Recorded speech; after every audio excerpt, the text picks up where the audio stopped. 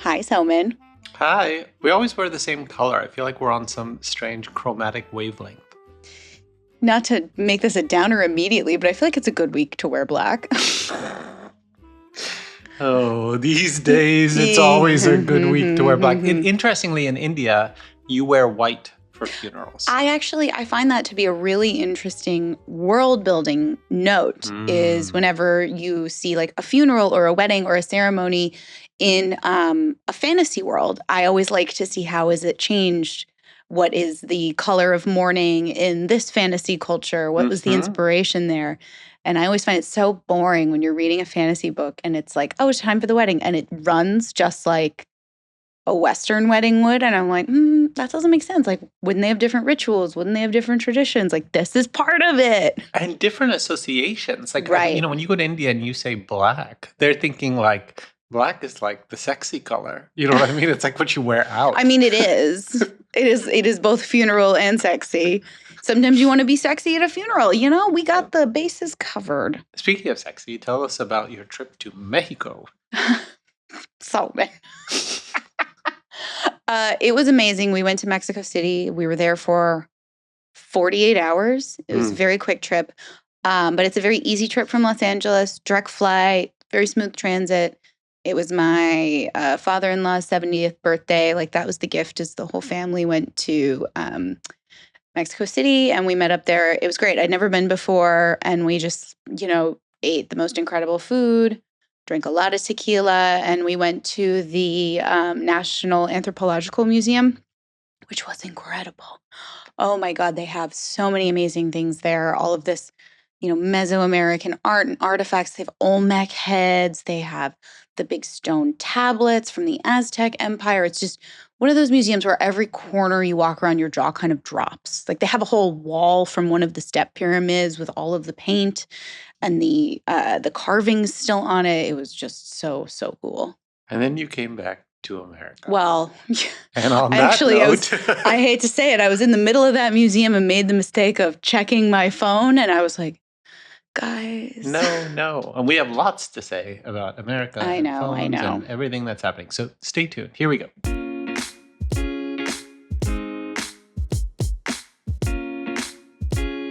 Hi, I'm Victoria Aveyard, the author of The Red Queen and the Realmbreaker series. And I'm Soman Chinani, author of the School for Good and Evil series, and welcome to Plot Twist, the podcast that takes you behind the scenes of the biggest swings in our careers.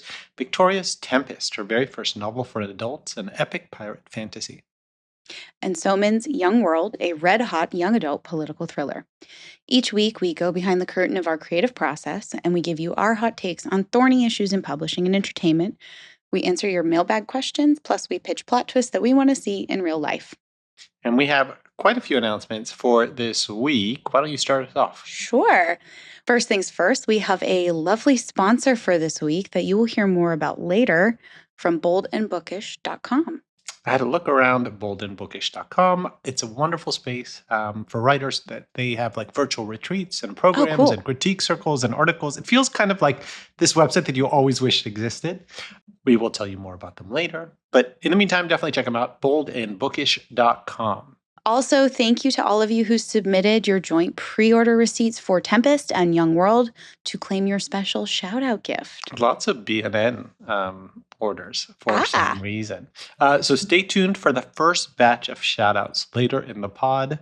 And if you want us to shout out your work in progress or any book you want listeners to read or any message you have for them, send your pre-order receipts to mail@plottwistpod.net, mail@PLOTTWISTPOD.net. And now for today's hot topic, which we've been wanting to do a while, and we're waiting for the moment. And the moment has come. Should authors be political? Lots to say about that. But first, let's get on to our first segment, Theme of the Week, where each week we're going to come up with a word or phrase that encapsulates the essence of our week on and off the page. Let's hear your theme. It was stir crazy. All I want to do is go back to my routine, but the snow and other plans, I do not do well cooped up. I grew up in Florida. It's just not our thing. My entire writing routine depends on me being in flow state, and that's generated by like lots of exercise and conditioned routine. So if you snow me in, I start to go a little nuts, and I feel like I can't access the muse. I feel like I'm sort of clogged, and I can't have this like whole day to write. I end up doing nothing. I need the like movement of body to portal to the movement of mind. But I think it was actually good for me in a like practical human sense. I got to be at the farm with my partner. We walked in the snow in the woods. We took care of a calf that was born 2 weeks early. You know, it's a funny thing about cows and goats. They go into labor when the weather takes a sudden terrible turn. I do not know why this is evolutionarily beneficial. I want to know why. My theory immediately, without doing any research or knowing anything, my theory is it's to protect the mother. So that she can kind of drop something that could potentially harm her survival. Because nature usually, outside humanity, nature usually like favors the mother and protecting the mother. That makes a lot of sense. And I think it's just any kind of big pressure change, which would fit your theory. Or it's just stress-induced, you know. Or stress-induced. Like that happens to human women all the time. But we had a very premature calf, and it would have died had we not found it quite quickly. And so we took it out of the snow, and then we put it in our truck. And we let it sit under the defrost for an hour.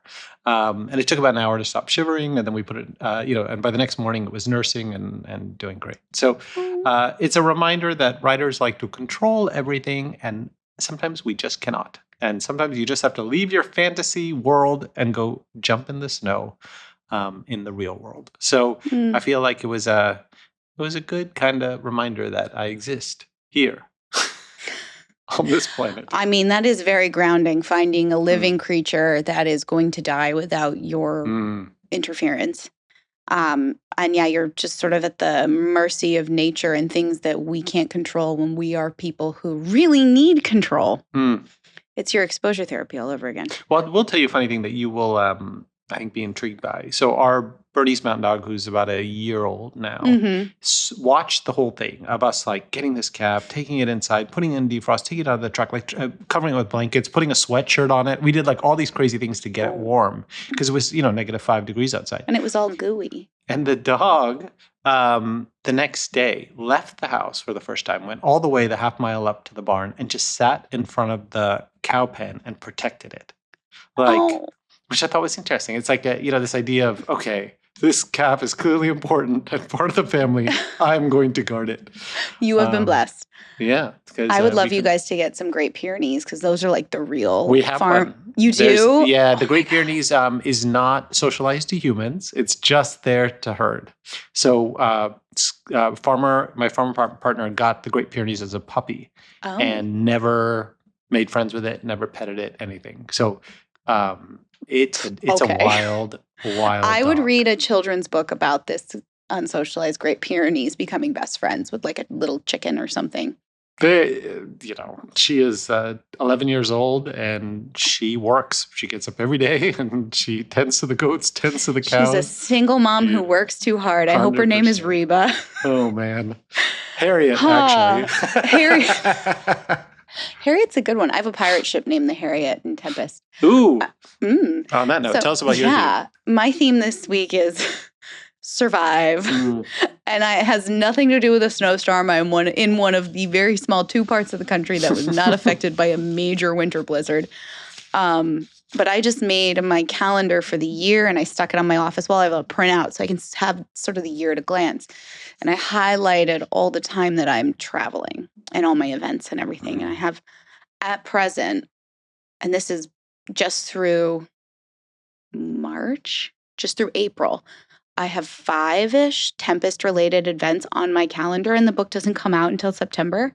Oh, man. So, and I've got a mess of deadlines, like all in that time period as well for part 1 and for part 2, in the middle of all those work events and all that travel. And I tell myself, like, I've been here before. I've done this before. I just need to put my head down and hit the gas. So this week I'm really trying to focus on my part 2 edit and making really meaningful strides forward, feeling like I've made progress. I was also in a car accident last week, and my car is currently in a collision center. So I feel a little unmoored.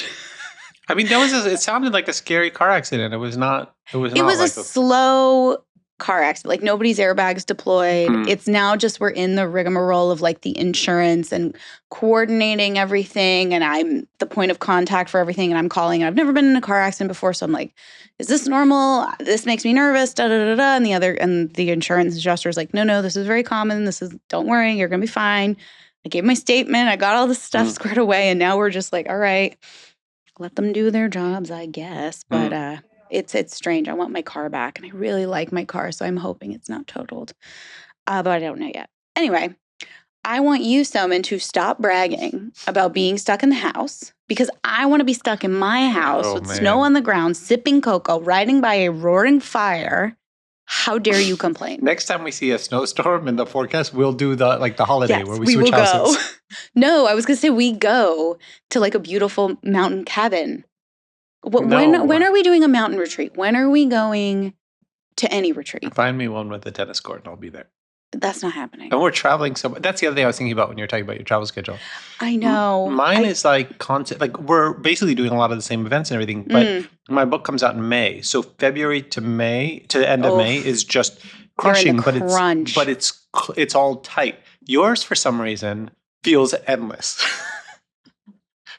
Well, it's just, and they're all good good things. Like my publicist emailed me, like, we want you to go to this thing if you're okay with it. And I'm like, it's a great opportunity. I'm happy to do it.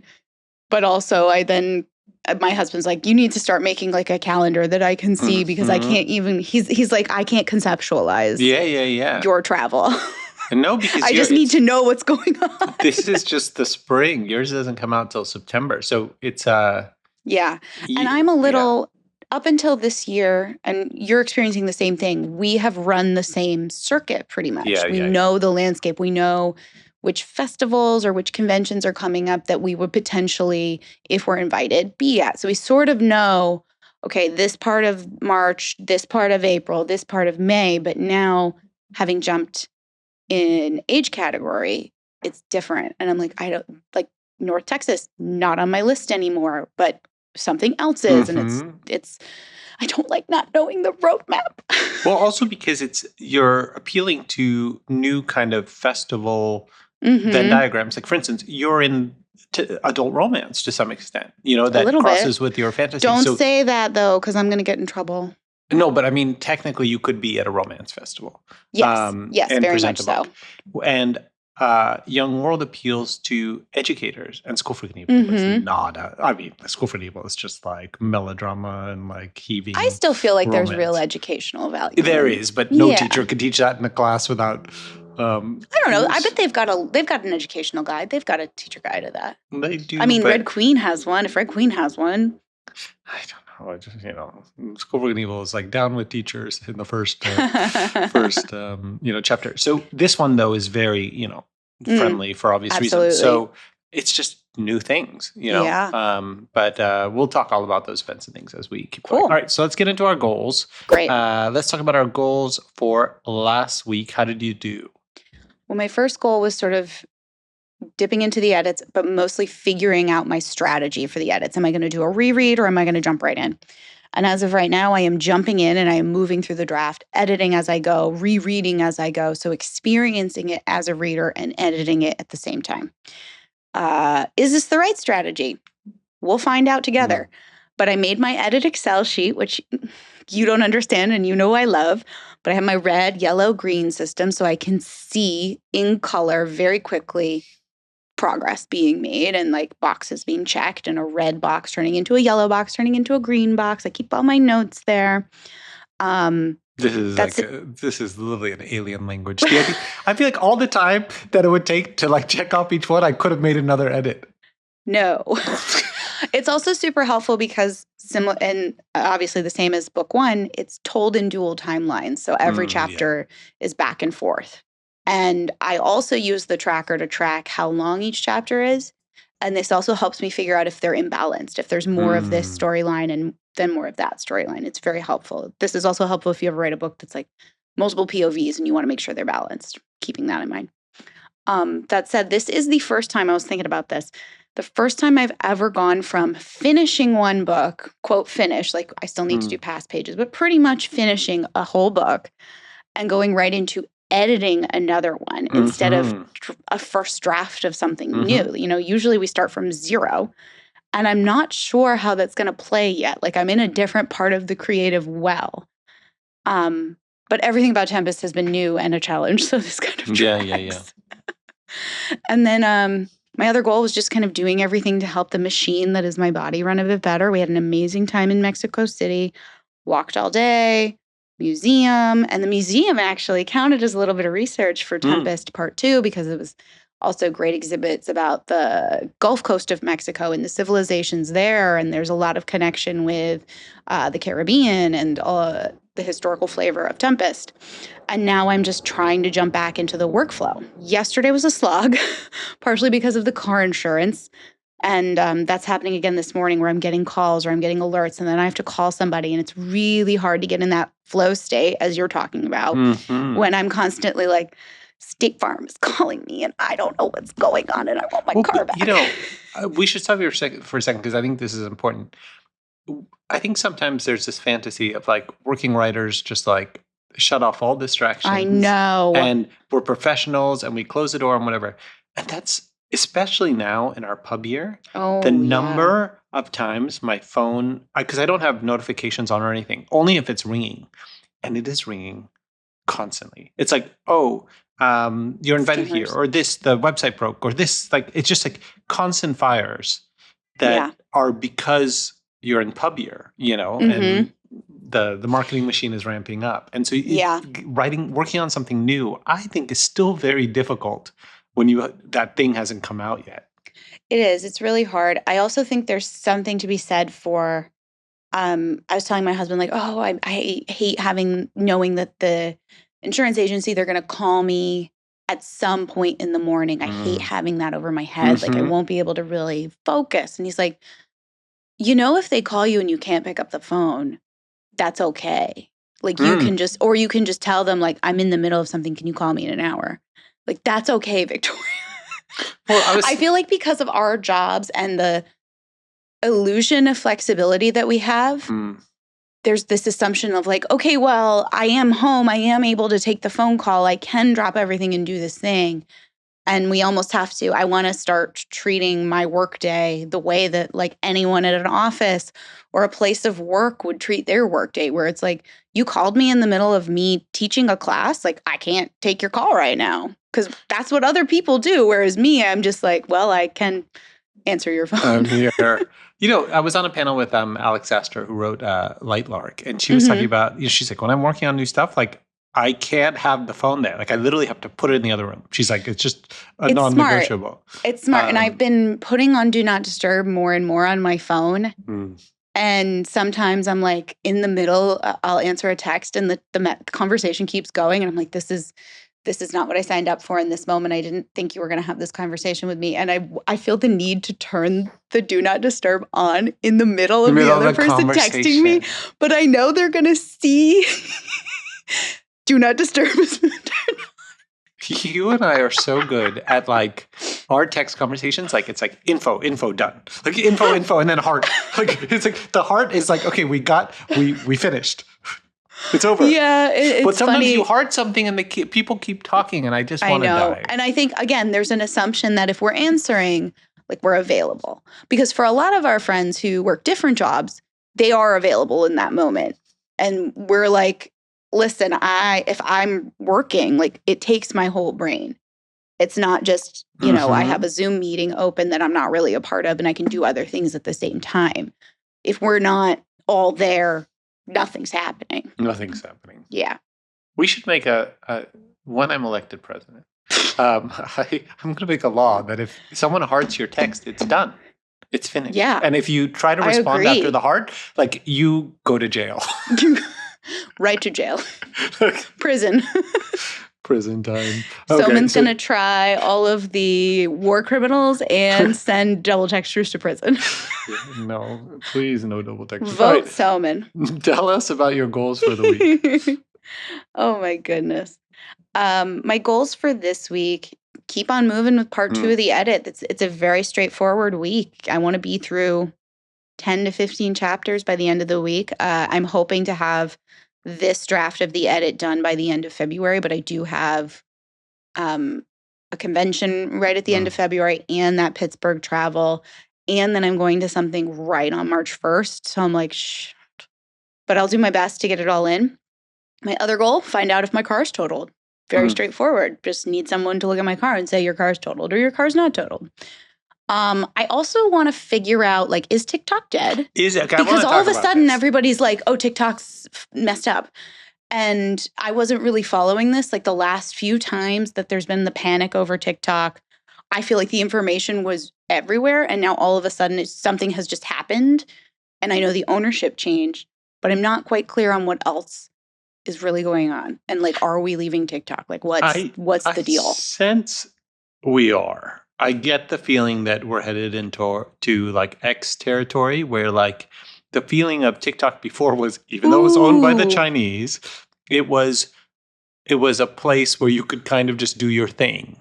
Yeah. And I get the feeling now it will not seem like a fair playing field anymore. It will feel like there's an agenda behind it. Once you feel like someone's trying to, say what you will about, Instagram. I will say you said that exact thing like 6 months ago. Was this? I'm trying to remember. Or whenever it was a year ago when that first, like, when it went, it was like, it's going down at midnight.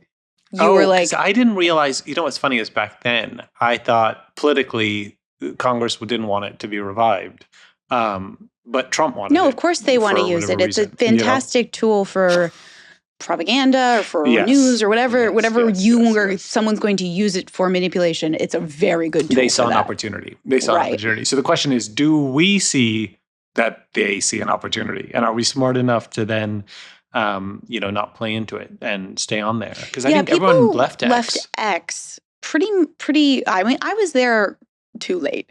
I was definitely there when the party was over. Yeah. But leaving it does feel like the whole book community has pretty much left X, but I don't see the same thing happening with TikTok because TikTok, the book community, it's like a very different space and it kind of only exists on TikTok in that particular way. Yeah. So I don't know what happens there. But will the algo change it? That's the question. In which case, if so, then move, Yeah, and I wonder right now, my thought is, do I just use it to like post the videos I'm already posting on Instagram that are like book advertisement?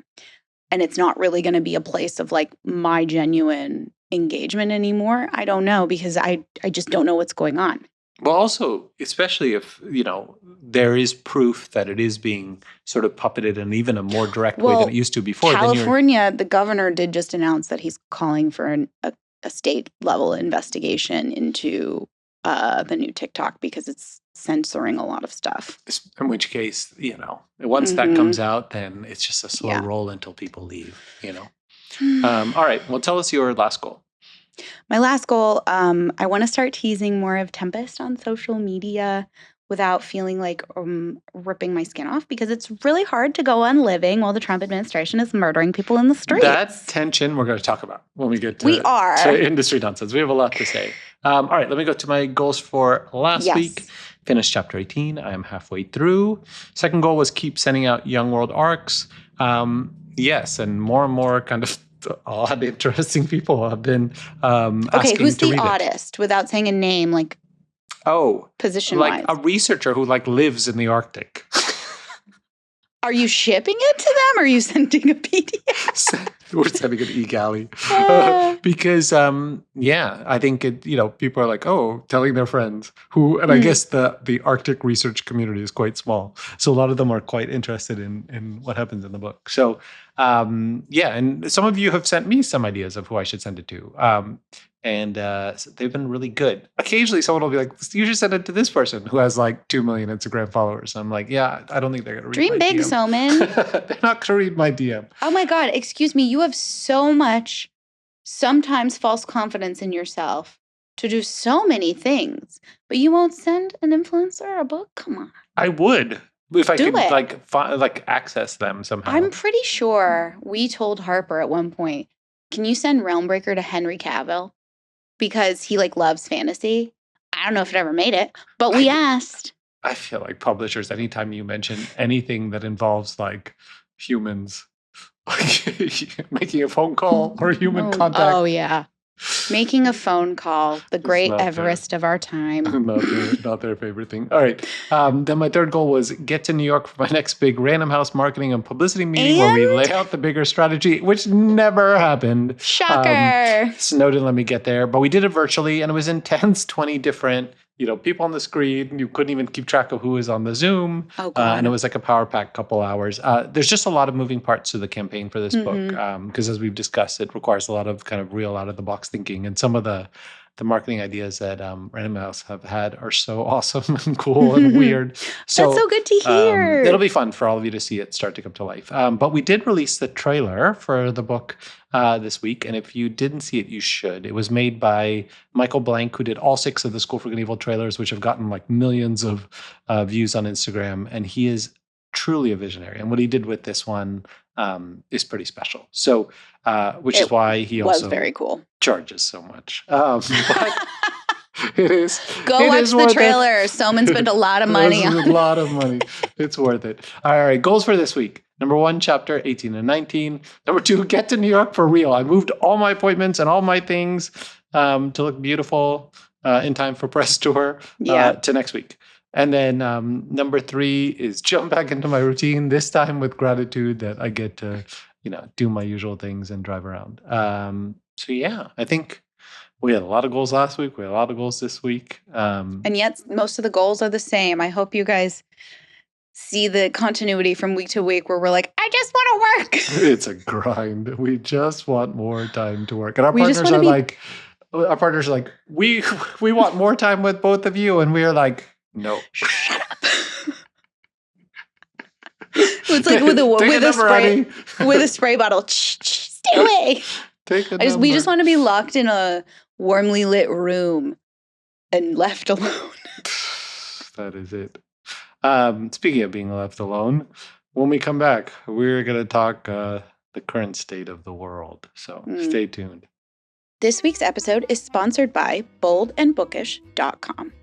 Are you a writer who is looking to grow their skills and connect with others who share your passion?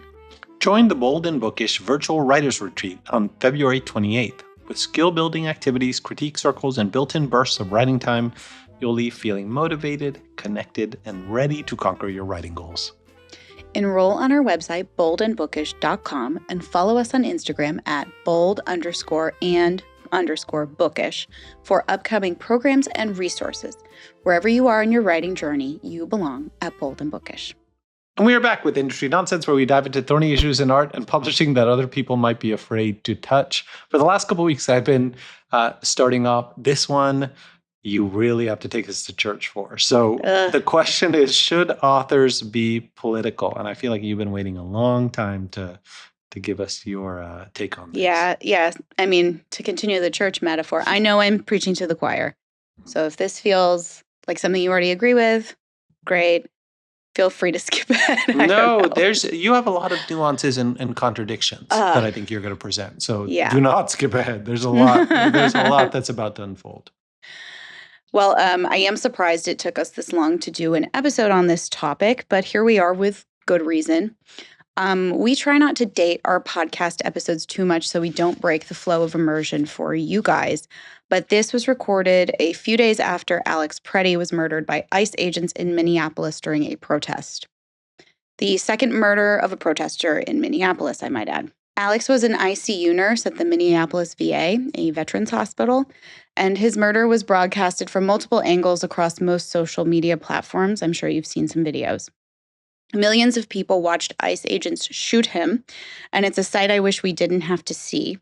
But I am also very grateful for the bystanders who made sure his death was seen, both to counteract the pretty immediate lies from the Trump administration, who continue to call Alex Preddy a terrorist, and to remind us of how many ICE abuses we are not seeing, of how many names we do not know, and of how many innocent people who have suffered and died without public outcry. I know it feels hopeless, and I know it feels like there is nothing we can do, but that isn't the truth. We all have power, we all have a voice, and we all have something we can do to change this course. It could be standing on the protest lines in Minneapolis, calling your congresspeople, donating to bail funds and immigration support networks, or sharing resources for vulnerable people in your community. So where does that lead us? And how does this involve the publishing industry? While this topic seems hyper-relevant, it is, like most of the topics we cover, evergreen. Should authors, or any other artist for that matter, be political has been a question since the moment my career started.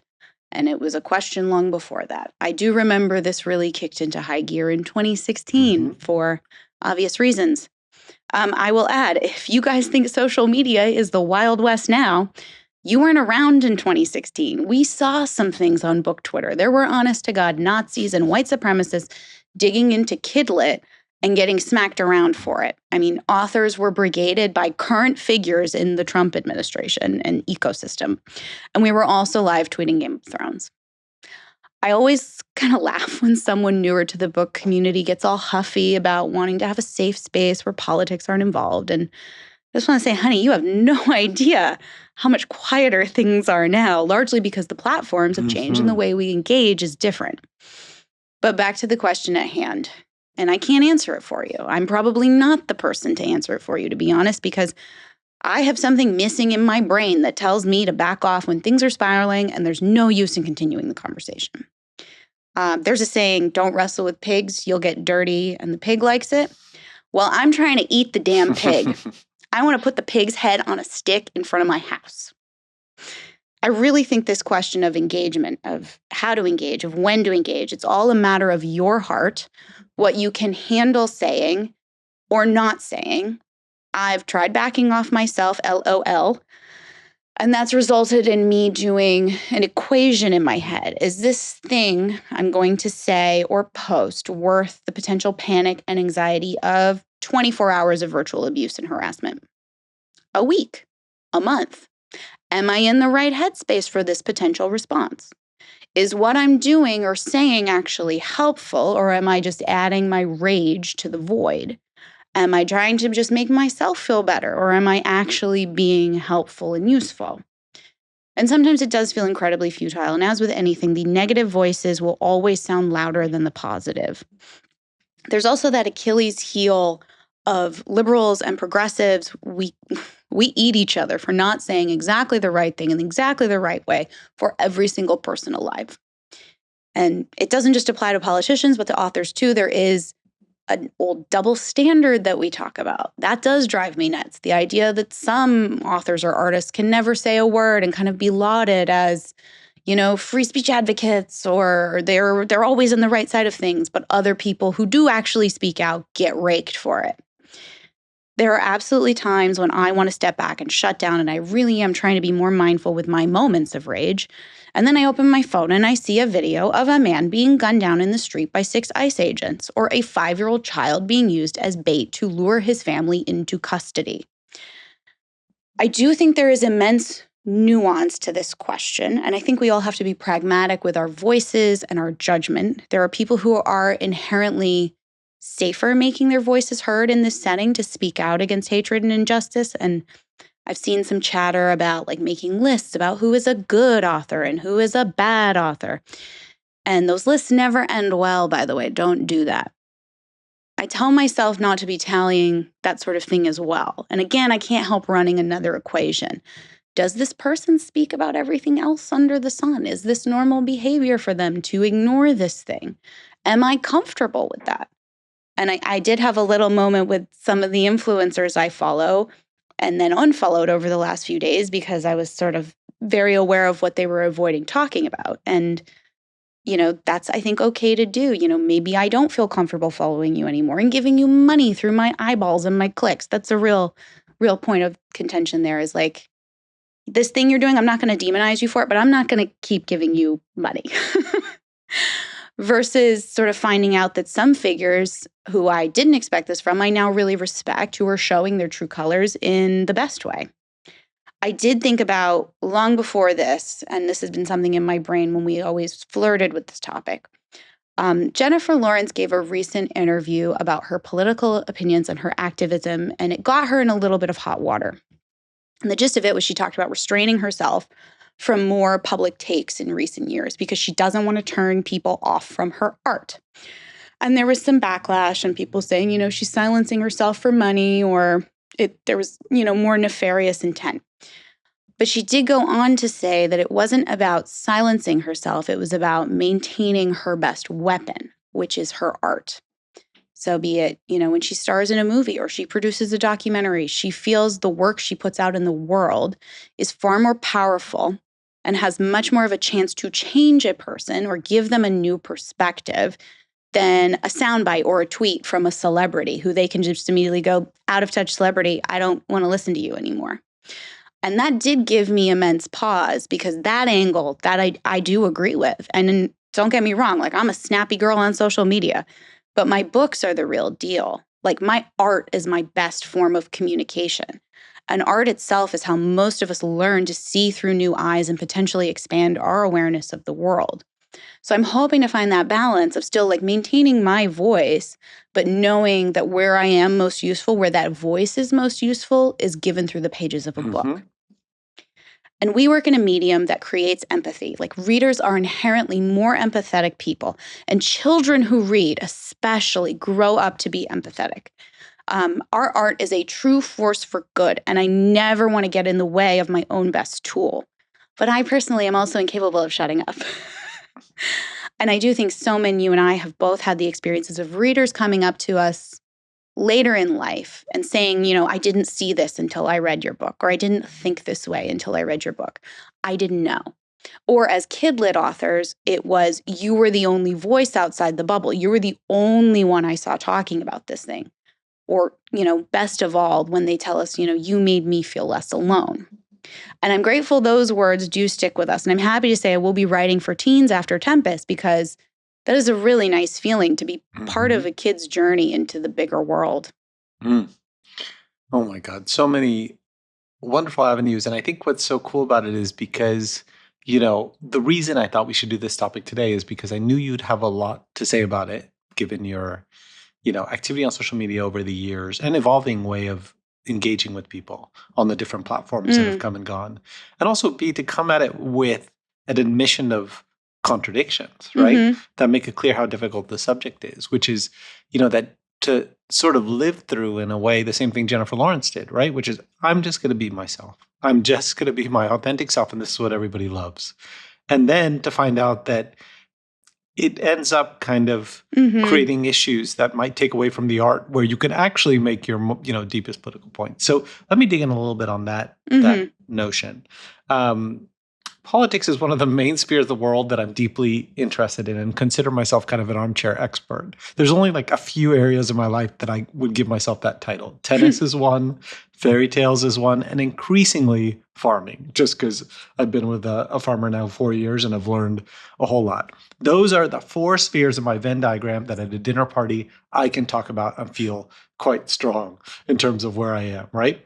All 4 will get their books at some point. Like, there's going to be universes in those 4 things. I don't think there's going to be anything beyond those 4 things, but those are my 4 things. So when I sit down to write, all the things I've been loading up and processing through in my subconscious, through my research and reading and conversations with people and living through, in detail, these 4 spheres of my life, that's when it all gets worked out and I actually have something to say.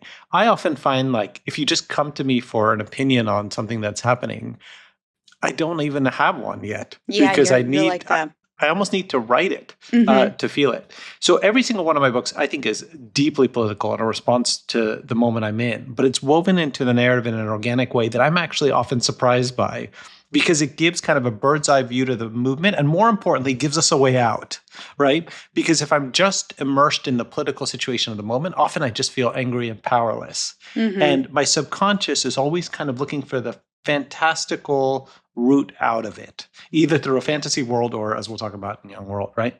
So I wrote books 4 and 5 of School for Good and Evil during, the 2016 moment when it was the first Trump administration, and it really felt dizzying. I mean, now we understand, what he is, and obviously it's a much more aggressive version of it, but back then we were knocked off our, chair. And so you can feel it in the way that, like, in books 4 through 6, I deconstruct Camelot and sort of take apart the monarchy in a way that my subconscious was viewing just all leadership in general. And it was almost ahead of the curve, because your subconscious always is, right? But you'll never really see me post about politics online or much of anything that requires kind of immediate feedback, because I don't feel like I have anything to say yet that has depth and nuance in the way that my books do, which is what Victoria was talking about.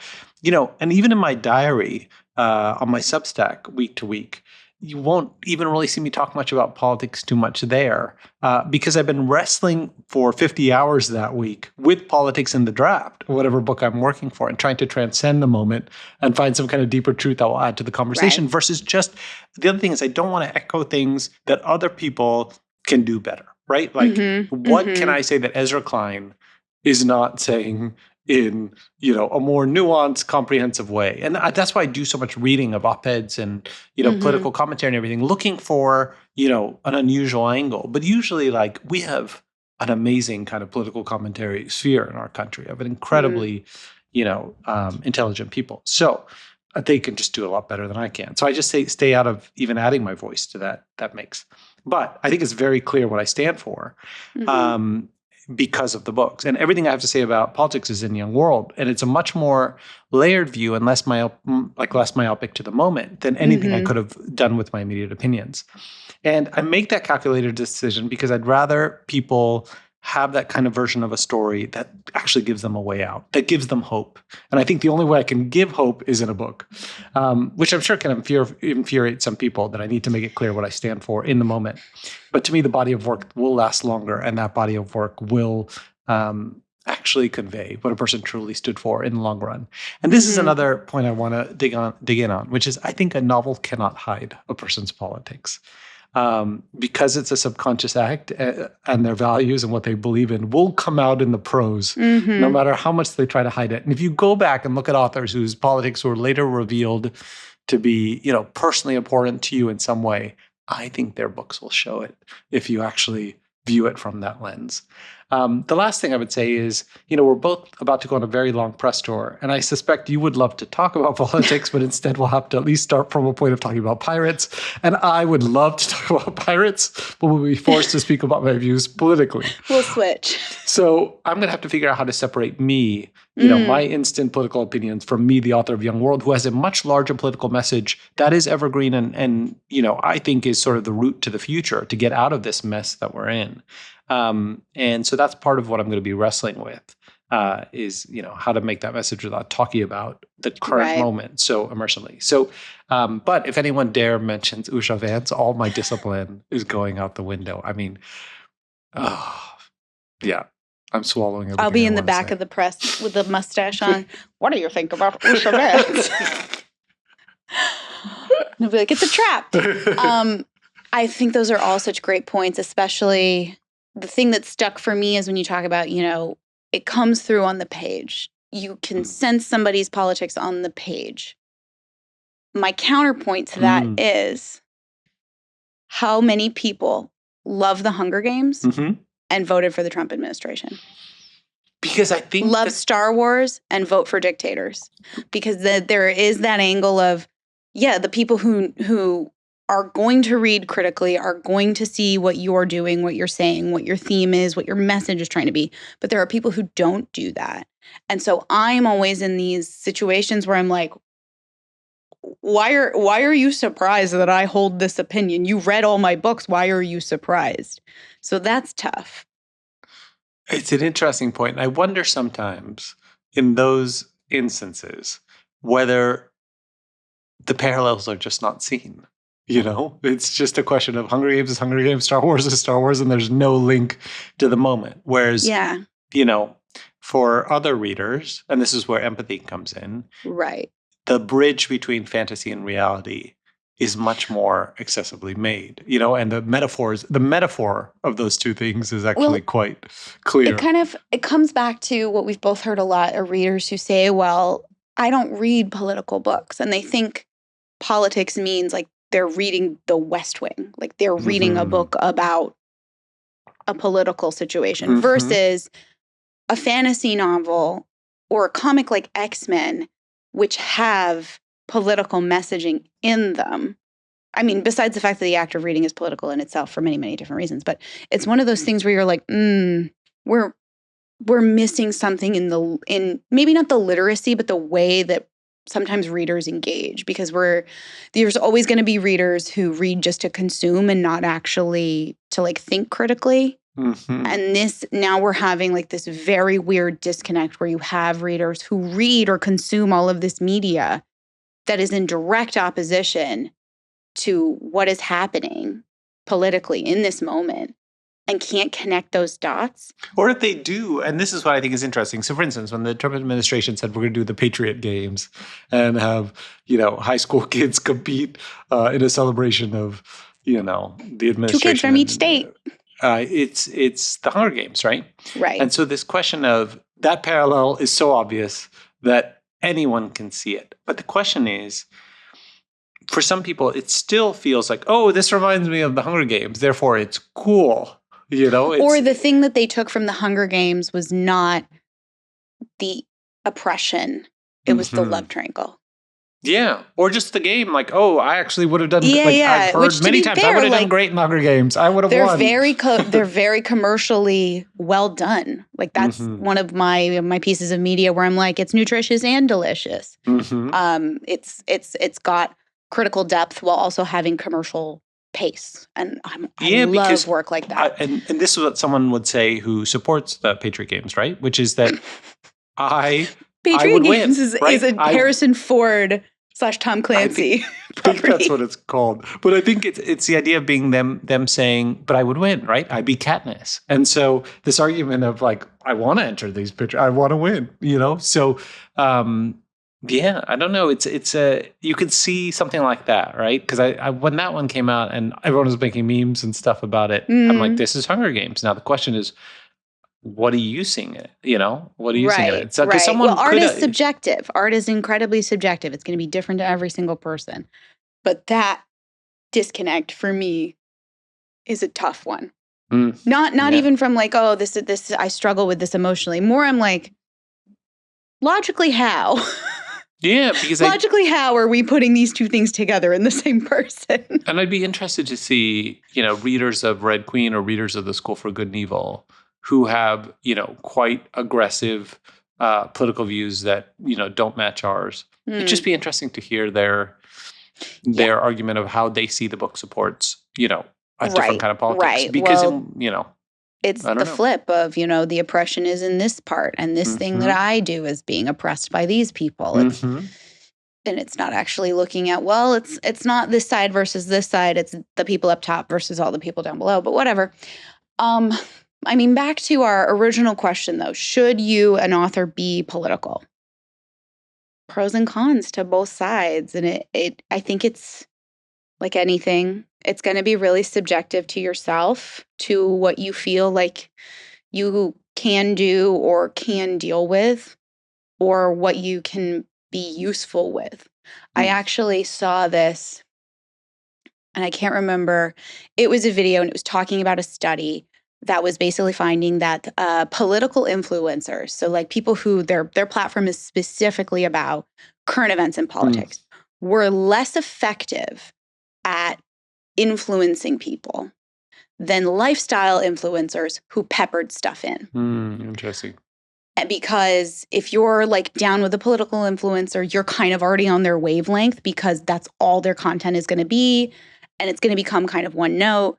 Whereas the lifestyle influencers, specifically on the conservative side, like the trad wives, the appeal of the visual, that was much more effective than someone who is constantly talking about statistics or news blasts in terms of influencing people in one way or the other. And it was talking about like, we really need sort of progressive or left-wing influencers to figure out that sphere. It's the same reason why like the manosphere, the podcasts on that side of things have been so influential in a way that the reverse has not been. And so I thought there was something there too with this idea that you don't want to overwhelm people and turn people off and make your space, especially if you're like you and me, we are not political scientists. We are not lawyers. We are not experts on this in any way.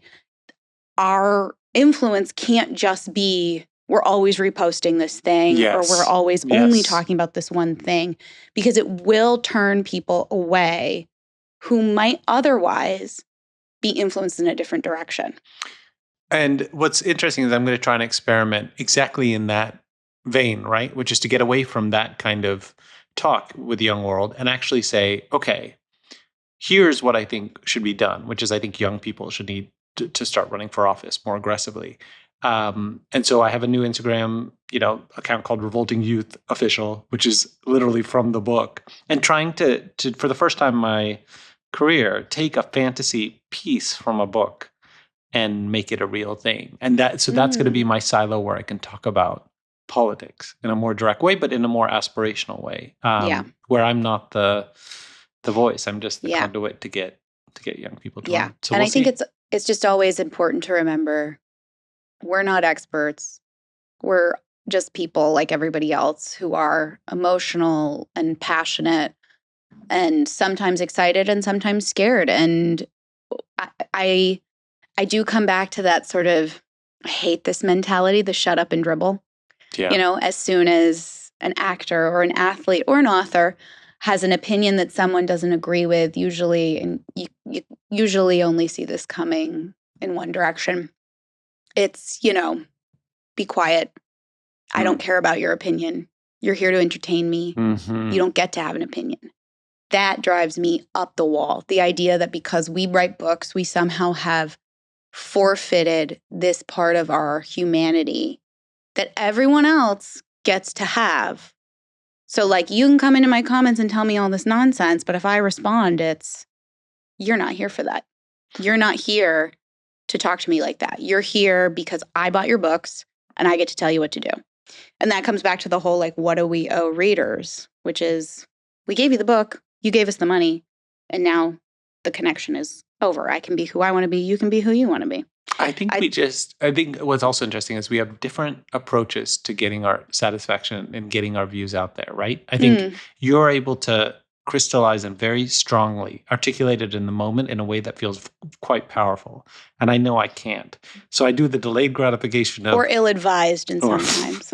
I do the delayed gratification of the books are so incendiary. Yes. And then when I put them out, it's like, here's all the fire that I've built up over the last 2 years. And I think that idea that sort of a tweet or an Instagram post or a video or a comment, those are all, organic, and they are our voice and they are what we care about. And I do it all the time. So, I'm talking to myself in that. It's a needle. Our books are a hammer. Yeah. Sometimes the needle will work, but the hammer is what you never want to get rid of. That's where we should end on this one. We have gotten nowhere but the hammer. The hammer will get somewhere. So, what a week. On that note, thank you to everybody in Minnesota and Minneapolis. Stay safe, please. We will see you in Reader Mailbag. And we're back with Reader Mailbag, where we answer 2 of our favorite questions from the week. First, from Caitlin, coming off your finances episode, do authors have their own LLCs to manage finances, or does it self-employment forms when it comes to doing taxes? So I can start on this. I did School for Good and Evil as an individual at first. That was a huge mistake. So I quickly pivoted to an LLC and, in fact, did an amendment to the publishing contract to make everything from School for Good and Evil into an LLC retroactively. So it protects you and it makes your life much easier on the taxes front. Because when you are a writer, especially a full-time one, basically everything can be written off. So there's a lot of stuff to be written off. Yes. And I remember my first maybe 2, maybe 3 books. I was also myself, just like a self-employed individual. We didn't know. And it was Jenny who was like, you got to incorporate, girl. But again, this is how we learn is authors with more experience are like, hey guys, why are you putting money under the mattress? You should be investing. Yeah. But whether you do an S Corp or an LLC, it is extremely useful, especially because I'm not a tax expert. Don't quote me. Talk to your accountant. But your deductions are much more under your control. There was a tax code change in the last few years, I think, that made claiming deductions like our agent commissions much easier if you were a corporation, or there was a cap on what your expenses or deductions could be if you were not a corporation. Whereas for us, every dollar we make, 15% of it at least goes to our agent. And that's tax deductible income. But again, this is absolutely worth talking about with an accountant or a financial manager. Planning for retirement is also complicated. And your health insurance, all that Oh, stuff. God, the health insurance. I married somebody who got me some health insurance. Farmers are not useful there. He wanted the dog. I wanted the health insurance card. Every farmer's on Medicaid. They make no income. Everything Medicaid is really good. I know. I'm very jealous. I know. I wish. All right. Second, from Kawa. For Victoria, I'm a big fan of Red Queen, and I'm wondering, when you start writing, do you know how the whole saga will end, or did you only figure it out as you were writing the last book? Yeah, I mean, we can both answer this one. I knew where the main characters would end up, so their fates, so to speak, but I didn't know how they would get there. I mean, I knew I wanted some sort of moments or events that had to happen as well, like signposts along the way. But the entire series didn't come together in its parts until I was outlining book 3, and I realized I needed a book 4 to get to my ending.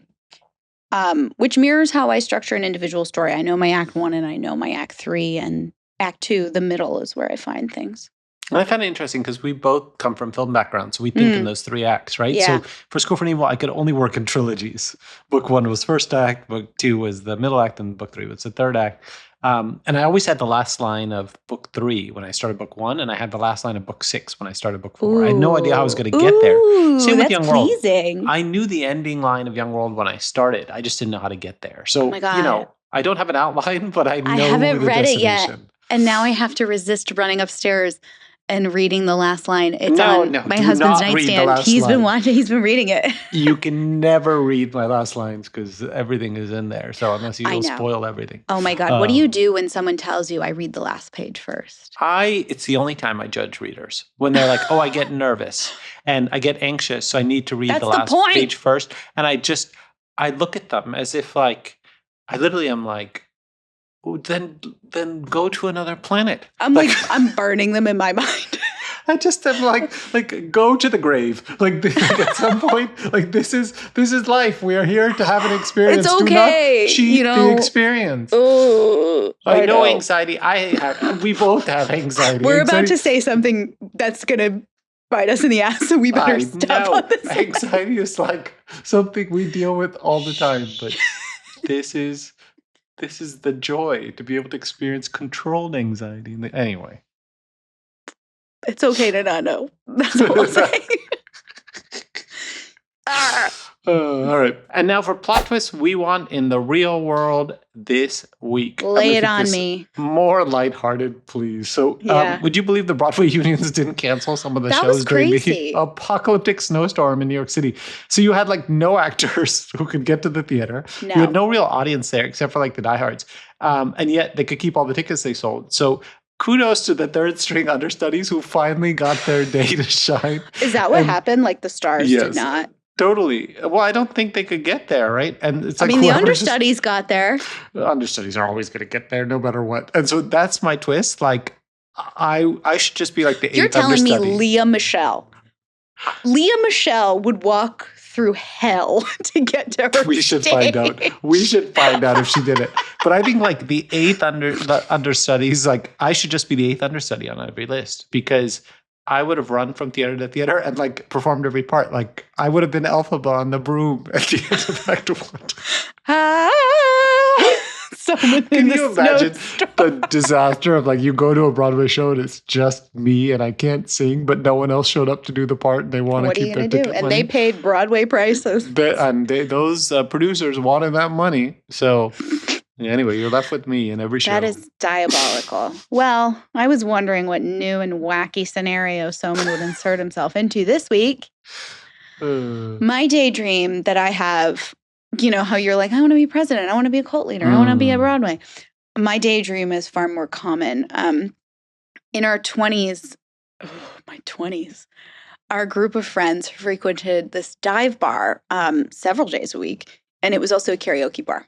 And I constantly fantasized about getting up there on the stage without telling anybody and just ripping an insane performance without any warning.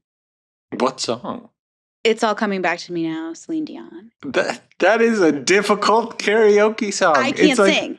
In real life, I would pop a lung listening to that. But in my dreams, shock and awe, tears in the audience, people falling in love with me. Like that's my dream.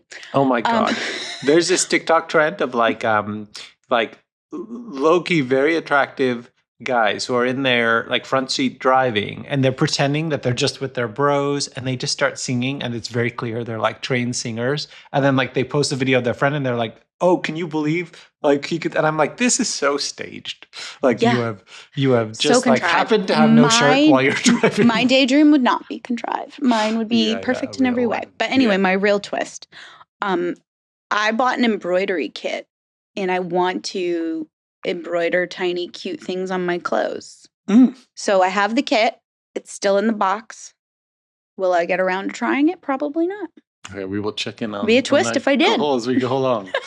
And our last segment, instead of pop twist, we now have Twisteners. Twisteners! Who came up with that? Me. Oh my God, amazing. You should be a copywriter. In a moment of small ingenuity. Okay, a salute to our wonderful listeners who pre-ordered both Tempest and Young World. Talk about our first Twistener.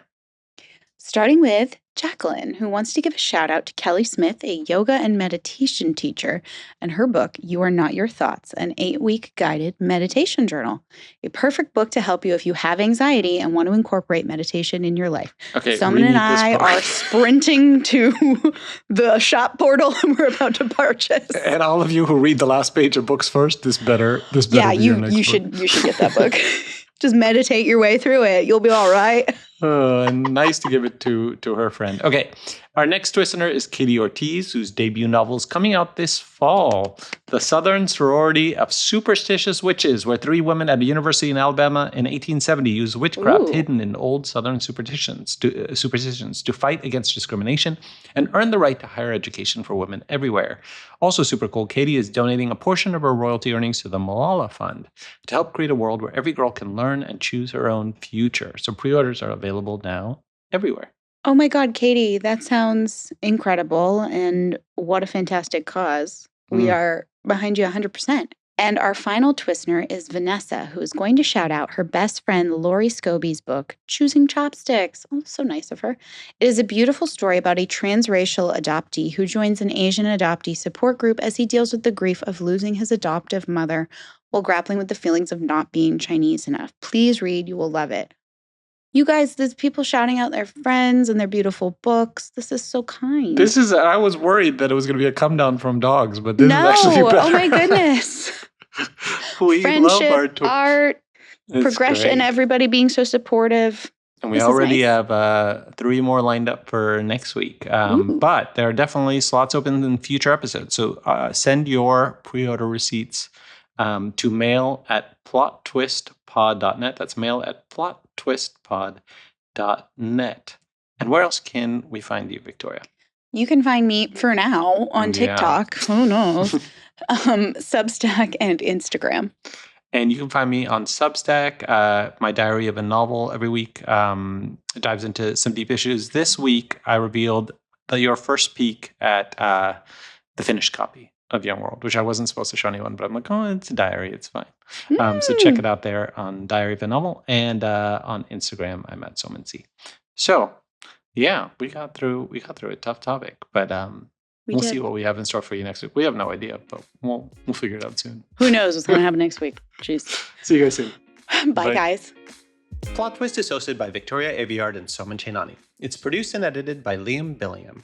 Our logos, art, and graphics are by Michael Blank. The music is by Thieves and Louis Adrian. Production support from June Secchia.